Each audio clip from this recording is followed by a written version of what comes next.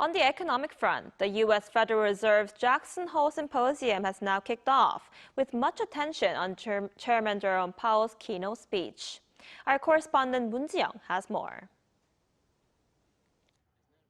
Central bankers from around the world have convened in Jackson Hole, Wyoming, for the Federal Reserve's annual conference. All eyes are on Fed Chair Jerome Powell, slated to deliver a speech this morning local time.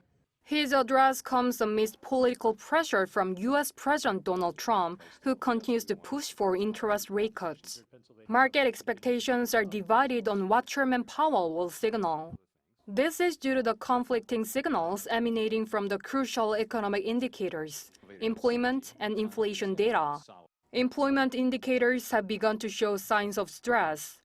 U.S. employment growth in July proved weaker than anticipated. U.S. non-farm payrolls increased by 73,000 jobs in July, following a downwardly revised 14,000 increase in June, the fewest gains in nearly 5 years. Weakening employment data suggests a potential economic downturn, increasing the impetus for rate cuts.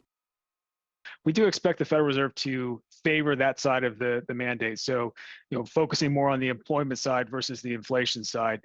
And if we do see incremental weakening in labor market conditions in the upcoming weeks, I think Chair Powell wants to give himself a route to start to resume those interest rate cuts if that's indeed what happens with the data looking forward.